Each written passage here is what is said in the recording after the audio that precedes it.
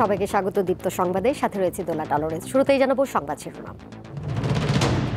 নৌকা স্থগিত রেখে ১১৫টি প্রতীকের তালিকা প্রকাশ, নেই শাপলা, নির্বাচন কমিশনের প্রজ্ঞাপন।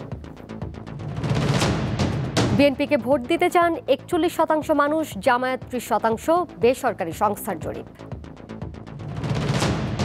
হেলিকপ্টার থেকে গুলির নির্দেশ দেন শেখ হাসিনা, ট্রাইব্যুনালে বিশেষ তদন্ত কর্মকর্তার সাক্ষ্য। প্রধান উপদেষ্টার সঙ্গে বিশ্বব্যাংক প্রেসিডেন্টের সাক্ষাৎ, জাতীয় নির্বাচন সহ বিভিন্ন বিষয়ে আলাপ।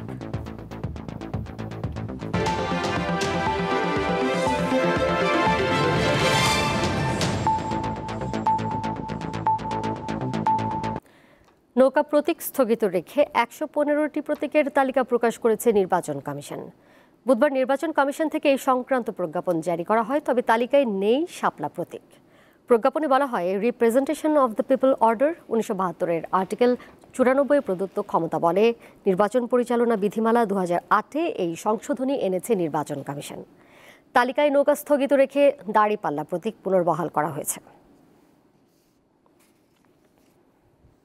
প্রবাসীদের ভোট নিশ্চিত করতে নভেম্বরের তৃতীয় সপ্তাহে পোস্টাল ভোট বিডি অ্যাপ চালু হবে বলে জানিয়েছেন নির্বাচন কমিশনার আবুল ফজল মোহাম্মদ সানাউল্লাহ। গোপনীয়তা রক্ষা সহ এই ভোটের দুটি বড় সীমাবদ্ধতা রয়েছে জানিয়ে তিনি বলেন, অন্তর্ভুক্তিমূলক নির্বাচনের স্বার্থে একে চ্যালেঞ্জ হিসেবে নিয়েছে ইসি। প্রবাসী বাংলাদেশিদের ভোটে আনতে ৪০০ কোটি টাকা ব্যয়ে পোস্টাল ভোটিংয়ের আধুনিকায়ন করেছে নির্বাচন কমিশন, যার উদ্বোধন হতে যাচ্ছে নভেম্বরে। আমরা মন্ত্রণালয়ে পাঠিয়েছি। পোস্টাল ভোটের চ্যালেঞ্জ ও করণীয় ঠিক করতে বুধবার বিকেলে আগারগাঁও নির্বাচন ভবনে নির্বাচন কমিশন ও বাংলাদেশ হাই কমিশন লন্ডনের উদ্যোগে অনুষ্ঠিত হয় মতবিনিময় সভা। ইসি জানিয়েছে, শুধুমাত্র অনলাইন জন্ম নিবন্ধন এবং বাবা মার এনআইডি বা ডেথ সার্টিফিকেট থাকলেই ভোটার তালিকায় রেজিস্ট্রেশন করতে পারবেন প্রবাসীরা। তবে যেসব প্রবাসী অ্যাপে রেজিস্ট্রেশন করবেন তারা দেশে এসে সরাসরি ভোট দিতে পারবেন না। পোস্টাল ব্যালটের গোপনীয়তা যেন লঙ্ঘিত না হয়, সেজন্য সচেতনতা বৃদ্ধির আহ্বান জানান তিনি।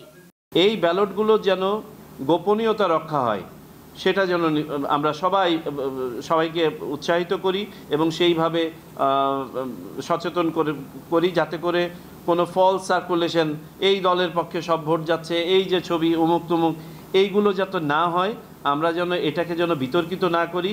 তবে প্রবাসীদের ভোট নেওয়ার ক্ষেত্রে জনবল সংকট সহ কিছু সীমাবদ্ধতা রয়েছে জানিয়ে তিনি বলেন, এই সেবা যাতে আরও বেশি মানুষের কাছে পৌঁছে দেওয়া যায় সেজন্য কাজ করছে ইসি। আমরা যদি ডেস্টিনেশন কান্ট্রিতে ব্যালট পেপারটা ছাপাতে পারতাম, ধরেন আমরা ইউকেতে যদি ব্যালট পেপার ছাপিয়ে ইউকেতে ভোট নিতে পারতাম, এটার পক্ষে আমরা তেমন কোনো সাড়া পাই নাই। বা আমরা যদি ইউকেতে ভোটটা গ্রহণ করে এমবাসিতে ভোট কাউন্ট করে আমরা যদি রেজাল্টটা নিয়ে আসতে পারতাম, তাও আমাদের সংক্ষিপ্ত করা যেত। আমাদের আস্থা এবং আস্থার সংকটটা প্রকট রূপ ধারণ করেছে। আন্তর্জাতিক মানদণ্ড অনুযায়ী পোস্টাল ব্যালটে নিবন্ধনের হার মাত্র ২.৭% এবং ভোট সংগ্রহের হার ৩০%-এর নিচে। আর বিশ্বব্যাপী ডাকযোগে ব্যালট পৌঁছার ব্যর্থতার হার প্রায় ২৪%। ফলে ভোট সংগ্রহের পুরো প্রক্রিয়াটি নির্বাচন কমিশনের জন্য বেশ চ্যালেঞ্জিং বলে মনে করছে ইসি। এই প্রবাসী ব্যালট ব্যবস্থা। শিউলি শবনম, দীপ্ত সংবাদ, ঢাকা। আগামী জাতীয় সংসদ নির্বাচনে ভোট দেয়া নিয়ে ভোটারদের মধ্যে সিদ্ধান্তহীনতার হার বেড়েছে। পছন্দের দল হিসেবে বিএনপির প্রতি সমর্থন রয়েছে ৪১.৩০% মানুষের। জামায়াতে ইসলামীকে পছন্দ করেছেন ৩০.৩% এবং জাতীয় নাগরিক পার্টিকে ৪.১০% মানুষ পছন্দ করেছেন। পরামর্শক প্রতিষ্ঠান ইনোভেশন কনসাল্টিংয়ের জরিপে এসব তথ্য উঠে আসে।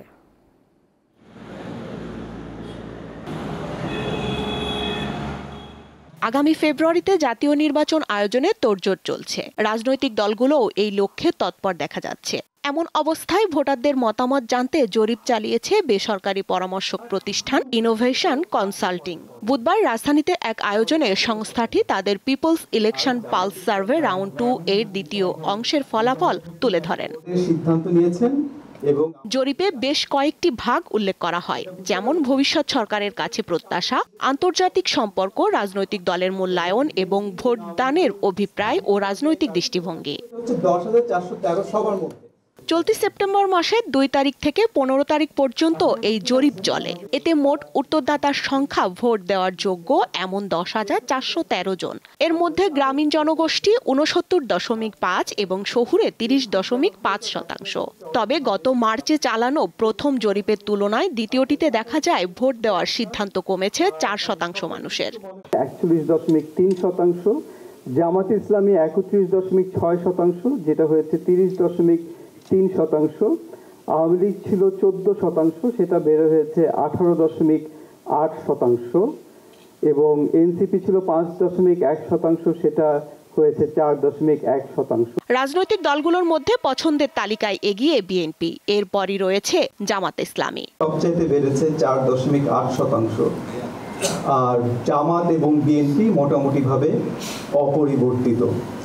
জরিপ অনুযায়ী ভোটাররা ভবিষ্যৎ সরকারের কাছে পুলিশ সংস্কার, দুর্নীতি রোধ এবং আইন শৃঙ্খলা পরিস্থিতির নিরপেক্ষতা প্রত্যাশা করেন। তবে তরুণদের একটি বড় অংশ এখনো কাকে ভোট দিবেন তা নিয়ে সিদ্ধান্তহীনতায় রয়েছেন। আমাদের প্রজন্মের মানুষরা হয়তো দলীয় যে ইলেকট্রাল সিম্বল দেখে তারা ভোট দিবে না, তারা হয়তো দেখবে প্রার্থীর, বিশেষ করে যে ক্যান্ডিডেট আছে, ওই ক্যান্ডিডেটের কোয়ালিটিসগুলো কী ছিল, ক্যান্ডিডেটের কোয়ালিফিকেশনগুলো কী ছিল, ক্যান্ডিডেটটা আসলে মাঠে এসে ভালো কাজ করতে পারবে না কিনা। They are looking for tangible change, they are not looking for empty promises. Gen জিদের একটা বড় অংশ বলেছে সিদ্ধান্ত নেয়নি, অর্থাৎ তার ভোটের সিদ্ধান্ত আমরা জানি না। নারী ভোটার, তাদের বেশিরভাগেরই সিদ্ধান্ত আমরা জানি না। প্রায় স্থানীয় পর্যায়ের রাজনীতি নিয়ে বিএনপি এবং আওয়ামী লীগের তুলনায় জরিপে অংশগ্রহণকারী নারী উত্তরদাতাদের মধ্যে জামায়াত এবং এনসিপির প্রতি সন্তুষ্টির হার তুলনামূলক বেশি। আর রাজনৈতিক দলের মূল্যায়নে দেখা যায় আওয়ামী লীগের প্রতি সর্বোচ্চ অসন্তুষ্টি রয়েছে মানুষের মাঝে। এই সার্ভেগুলোর স্বস্তিকা সিংহ, দীপ্ত সংবাদ, ঢাকা।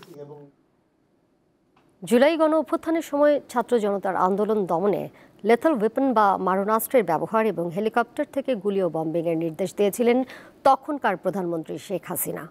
মানবতাবিরোধী অপরাধের মামলায় শেখ হাসিনা ও সাবেক স্বরাষ্ট্রমন্ত্রী আসাদুজ্জামান খান কামাল সহ 3 জনের বিরুদ্ধে 22তম দিনে সাক্ষ্য দেওয়ার সময় আদালতকে এসব তথ্য নিশ্চিত করেন প্রসিকিউটর ও বিশেষ তদন্ত কর্মকর্তা তানভীর হাসান জোহা। জুলাই আগস্টে মানবতাবিরোধী অপরাধের মামলায় সাবেক প্রধানমন্ত্রী শেখ হাসিনা, সাবেক স্বরাষ্ট্রমন্ত্রী আসাদুজ্জামান খান কামাল সহ 3 জনের বিরুদ্ধে বিচার চলছে আন্তর্জাতিক অপরাধ ট্রাইব্যুনাল 1-এ। এর আগে 21 দিনে সাক্ষ্য দেন 52 জন। রাজসাক্ষী হওয়া সাবেক আইজিপি চৌধুরী আবদুল্লাহ আল মামুনের উপস্থিতিতে বুধবার 22তম দিনে সাক্ষ্য দেন প্রসিকিউটর ও বিশেষ তদন্তকারী কর্মকর্তা তানভীর হাসান জোহা। এটা প্লে করেন। তদন্তে পাওয়া বিভিন্ন তথ্য উপাত্ত এবং জুলাই আন্দোলন দমনে শেখ হাসিনার মারণাস্ত্র ব্যবহারের নির্দেশনা সংক্রান্ত অডিও রেকর্ড তুলে ধরেন তিনি। প্রসিকিউশন জানিয়েছে সাবেক মেয়র ফজলে নূর তাপস, ঢাকা বিশ্ববিদ্যালয়ের সাবেক ভিসি মাকসুদ কামাল এবং সাবেক তথ্যমন্ত্রী হাসানুল হক ইনুর সাথে শেখ হাসিনার যেসব ফোনালাপ রয়েছে ফরেনসিক পরীক্ষার মাধ্যমে সেগুলোর সত্যতা নিশ্চিত করেছেন বিশেষ এই তদন্তকারী কর্মকর্তা। ডিজিটাল ফরেনসিক বিষয়ে যে ইনভেস্টিগেশন করেছেন তার কিছু অংশ শেখ হাসিনার মামলার সাথে সংশ্লিষ্ট হওয়ায় তা তুলে ধরেছেন। উনি তদন্তকালে শেখ হাসিনার 69টি অডিও কল সম্বলিত, অর্থাৎ অডিও ক্লিপস সম্বলিত সিডি জব্দ করেছেন, 3টি মোবাইলের সিডিআর জব্দ করেছেন। তিনি জানান এসব কথোপকথনে শেখ হাসিনাকে আন্দোলনকারীদের সরাসরি হত্যার নির্দেশ দিতে শোনা যায়। শেখ হাসিনা এবং ফজলে নূর তাপস তাতে খুব পরিষ্কারভাবে উনি বলছেন এই আন্দোলনকারীদেরকে দমনের জন্য উনি ল্যাথাল উইপেন গুলি করে হত্যার নির্দেশ দিয়েছেন, সোজা গুলি করে দিতে হবে। ড্রোন ব্যবহার করার নির্দেশ দিয়েছেন, ড্রোন ব্যবহারের মাধ্যমে শনাক্ত করে হেলিকপ্টার ব্যবহার করে গুলির কথাও বর্ণনা হয়েছে। এর আগে এই মামলায় সাক্ষীদের প্রায় সকলেই শেখ হাসিনা, আসাদুজ্জামান খান এবং চৌধুরী আবদুল্লাহ আল মামুনের সর্বোচ্চ শাস্তি চেয়েছেন। মাহিদুর রহমান, দীপ্ত সংবাদ, ঢাকা। সাবেক প্রধানমন্ত্রী শেখ হাসিনার বিরুদ্ধে চলমান দুর্নীতির 6টি মামলার মধ্যে কিছু মামলার রায় নভেম্বরে হতে পারে বলে আশা প্রকাশ করেছেন দুর্নীতি দমন কমিশনের চেয়ারম্যান আব্দুল মোমেন। বুধবার সকালে দুদকের প্রধান কার্যালয়ে এক অনুষ্ঠান শেষে তিনি কথা বলেন। টিআইবির নির্বাহী পরিচালক ডক্টর ইফতেখারুজ্জামান বলেন, যুগ পরিবর্তনের সঙ্গে দুর্নীতির ধরনও পরিবর্তন হচ্ছে, সে অনুযায়ী কাজ করতে হবে। রাজনৈতিক দলের সদিচ্ছা এবং আমলাদের মানসিকতার পরিবর্তন হলে দুদক স্বাধীন প্রতিষ্ঠান হবে বলেও মন্তব্য করেন টিআইবির নির্বাহী পরিচালক।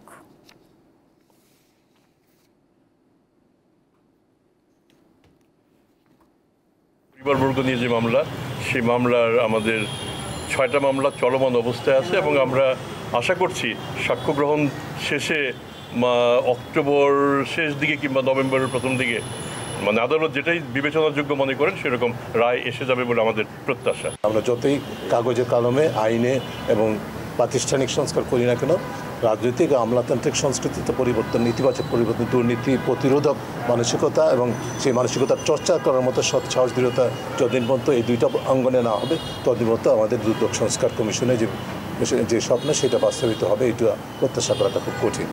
প্রধান উপদেষ্টা ডক্টর মোহাম্মদ ইউনূসের সঙ্গে সাক্ষাৎ করেছেন বিশ্ব ব্যাংকের প্রেসিডেন্ট অজয় বঙ্গা। বুধবার নিউ ইয়র্কে জাতিসংঘের অধিবেশনের ফাঁকে তাদের সাক্ষাৎ হয়।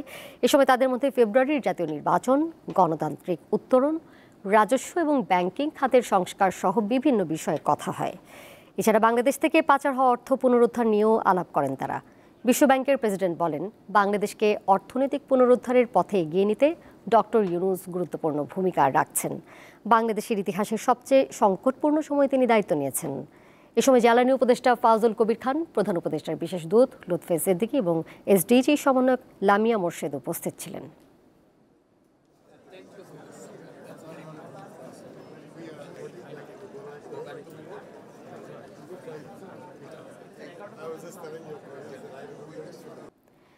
এবারে গাজা প্রসঙ্গ।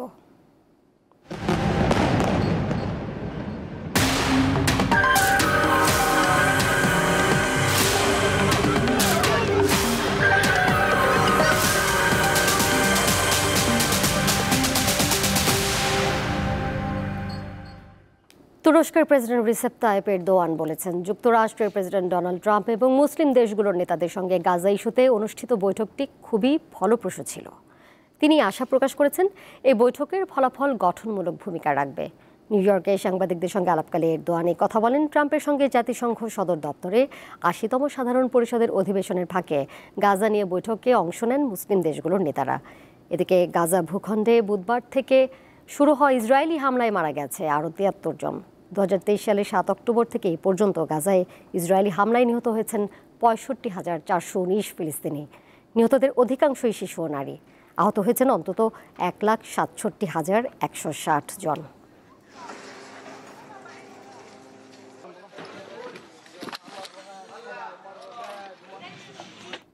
স্বরাষ্ট্র উপদেষ্টা জাহাঙ্গীর আলম চৌধুরী বলেছেন, এবার দুর্গাপূজা হবে শান্তিপূর্ণ ও উৎসবমুখর।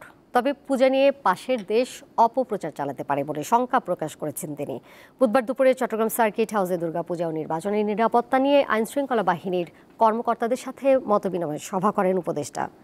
পরে গণমাধ্যম কর্মীদের সাথে কথা বলেন তিনি। বলেন, নির্বাচনে পুলিশের পাশাপাশি ১ লাখ সেনাবাহিনী থাকবে। তবে নির্বাচন শুধু আইনশৃঙ্খলা বাহিনীর উপর নির্ভর করে না। জনগণ নির্বাচনমুখী এবং রাজনৈতিক দলগুলোর মতৈক্য হলে কেউ নির্বাচন আটকাতে পারবে না।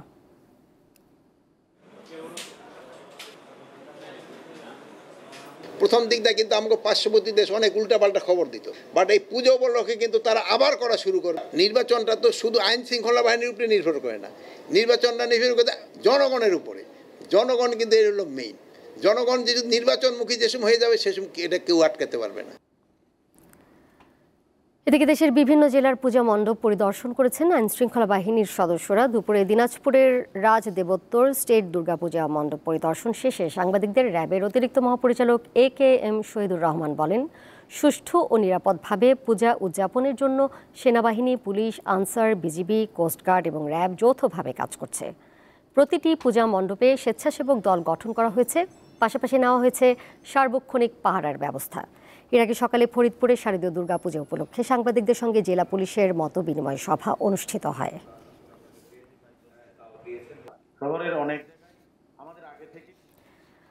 আওয়ামী লীগের দুর্নীতির বিচার হলে এবং অন্তর্বর্তী সরকার দক্ষতা না দেখানোর কারণে তারা দেশে বিদেশে রাস্তায় নামার সাহস দেখাচ্ছে বলে মন্তব্য করেছেন বিএনপির জ্যেষ্ঠ যুগ্ম মহাসচিব রুহুল কবির রিজভী।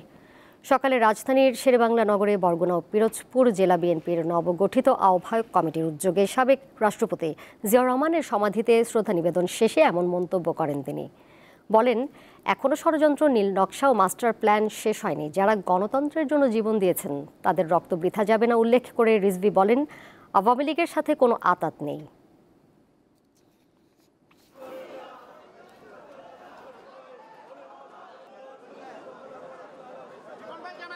বর্তমান অন্তর্বর্তীকালীন সরকার যার প্রতি সকল গণতান্ত্রিক শক্তি সমর্থন জানিয়েছে, তারা যদি আজকে আরো বেশি দক্ষতা প্রদর্শন করতেন তাহলে নিউ ইয়র্কে যে ঘটনাটি ঘটেছে সেখানে ফ্যাসিবাদের দোসররা যে কর্মকাণ্ড করেছে এটা সাহস হতো না।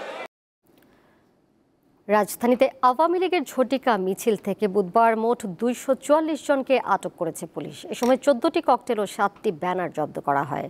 বুধবার ডিএমপি মিডিয়া সেন্টারে এসব তথ্য জানান পুলিশের অতিরিক্ত কমিশনার নজরুল ইসলাম। তিনি বলেন, নির্বাচন ঘিরে অপতৎপরতা ও নাশকতা চালাতে দেশের বাইরে ও ভেতর থেকে অর্থের যোগান দেওয়া হচ্ছে। বেশিরভাগই টাকার জন্য মিছিল অংশ নেয়। আসন্ন পূজায় নাশকতার পরিকল্পনার তথ্য পাওয়া যায়নি বলেও জানান পুলিশ কর্মকর্তা। তবে নির্বাচন কেন্দ্র করে তারা সংগঠিত হচ্ছে, অপতৎপরতা চালাচ্ছে।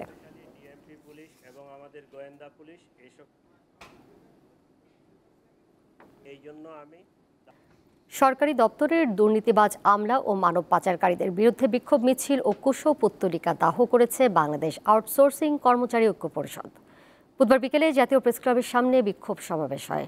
বাংলাদেশ আউটসোর্সিং কর্মচারী ঐক্য পরিষদের আহ্বায়ক জানান, দৈনিক মজুরি ভিত্তিক এবং প্রকল্প ভিত্তিক নিয়োগের নামে চলছে অব্যাহত শোষণ, নিপীড়ন ও অনিয়ম। শ্রমিকরা অধিকার বঞ্চিত হচ্ছে প্রতিনিয়ত। দাবি আদায়ে গত 26 দিন ধরে শ্রম ভবনের সামনে শান্তিপূর্ণ অবস্থান কর্মসূচি সহ বেশ কিছু কর্মসূচি পালন করছেন তারা।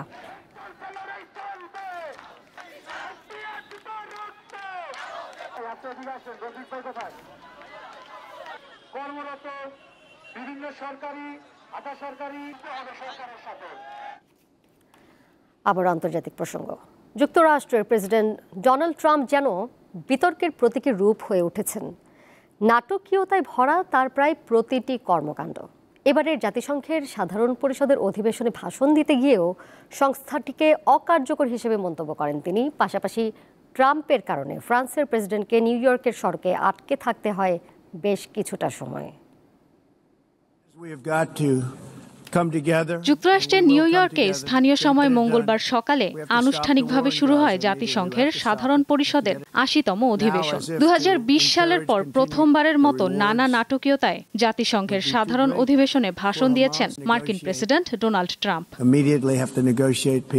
তবে ট্রাম্পের পা যেখানে পড়বে সেখানে আলোচনার খোরাক জন্ম নিবে না, তা কি করে হয়? মার্কিন প্রেসিডেন্ট ডোনাল্ড ট্রাম্প তার স্ত্রী মেলানিয়া ট্রাম্পকে নিয়ে জাতিসংঘ সদর দপ্তরে প্রবেশের সময় একটি চলন্ত সিঁড়িতে উঠার পরপরই সেটি বন্ধ হয়ে যায়। ফলে বাকি ধাপগুলো পায়ে হেঁটে উঠতে হয় তাদের। এছাড়া ভাষণ দিতে গিয়ে টেলিপ্রম্পটার ভাঙা দেখতে পান ট্রাম্প। এই দুটি অব্যবস্থাপনা যেন জাতিসংঘের সামগ্রিক দুর্বলতার প্রতীক হয়ে ধরা দেয় তার কাছে।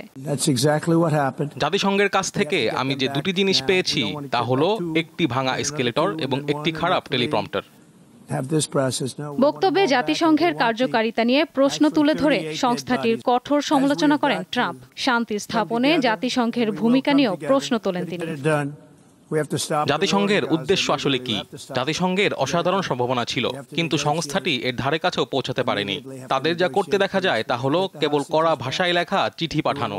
এসব ফাঁকা বলি দিয়ে যুদ্ধ থামানো যায় না। ট্রাম্প তার ভাষণে 7টি যুদ্ধ বন্ধ করার প্রচেষ্টা চালিয়েছেন বলেও দাবি করেন। তবে দুটি বড় সংঘাতের সমাধানে কোনো সাফল্য না পেলেও প্রত্যেকটি হয়তো একটি করে নোবেল পাওয়ার মতো কাজ বলে দাবি করেন তিনি। গাজা সংঘাত অবিলম্বে শেষ করার তাগিদ দিয়ে আবার ফিলিস্তিনকে স্বীকৃতি দেওয়ার মানে হামাসকে পুরস্কৃত করা বলেও মন্তব্য করেন যুক্তরাষ্ট্রের এ নেতা। নিজের নির্ধারিত 15 মিনিট পার করেও প্রায় 1 ঘন্টা বক্তব্য চালিয়ে যান ট্রাম্প। তার বক্তব্যে ছিল জলবায়ু পরিবর্তন ইস্যু নিয়েও।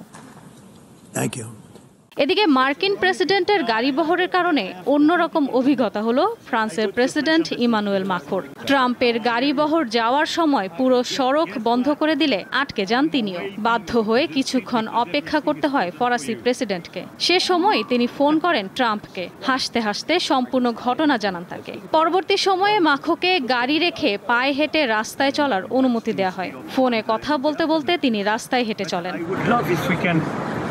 ইশরাত হুমা, দীপ্ত বার্তা কক্ষ। মঙ্গলবার প্রকাশ হয়েছে আসন্ন বিসিবি নির্বাচনে ভোটারদের খসড়া তালিকা। তবে ওই দিন আদালতে দুটি রিট দায়ের হওয়ার কারণে বোর্ড ভোটার তালিকা প্রকাশ পিছিয়েছে বলে জানিয়েছেন বিসিবি পরিচালক ও মিডিয়া কমিটির সভাপতি ইফতেখার রহমান মিঠু। এরই মধ্যে জেলা ও বিভাগ থেকে কাউন্সিলর মনোনয়ন নিয়ে শুরু হয়েছে বিতর্ক, যার সূত্রপাত হয় গত 18 সেপ্টেম্বর বিসিবি সভাপতি আমিনুল ইসলাম বুলবুলের পাঠানো এক চিঠি থেকে। যদিও মনোনয়ন জমা দেওয়ার শেষ তারিখ ছিল 17 সেপ্টেম্বর, প্রথমে 19 সেপ্টেম্বর এবং পরে চূড়ান্তভাবে 22 সেপ্টেম্বর পর্যন্ত সন্ধ্যা 6টা পর্যন্ত। মূলত সময় বাড়ানো নিয়েও তৈরি হয় দ্বন্দ্ব। ইফতেখার রহমান মিঠু জানান, সভাপতির একক সিদ্ধান্তেই 22 সেপ্টেম্বর পর্যন্ত সময় বাড়ানো হয়েছে।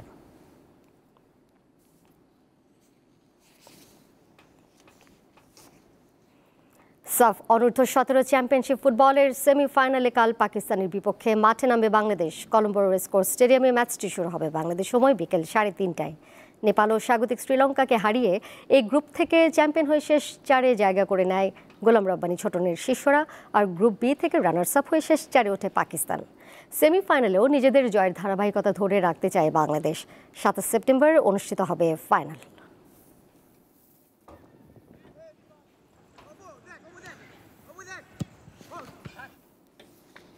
এর সাথে শেষ করব দীপ্ত সংবাদ। যাবার আগে শিরোনামগুলো জানিয়ে দেব আরও একবার।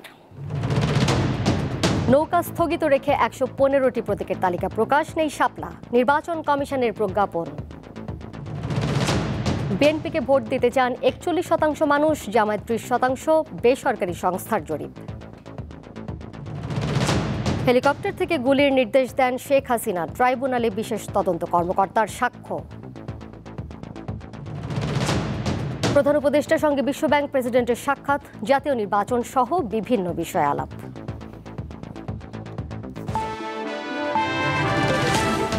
এই ছিল এখনকার মতো, আর এর সাথে বিদায় নিচ্ছে আমি দোলা ডলরেস। আরও তথ্য এবং বিনোদনের নানা খবর জানতে যুক্ত থাকুন দীপ্ত ডিজিটাল প্ল্যাটফর্মে। ধন্যবাদ সবাইকে।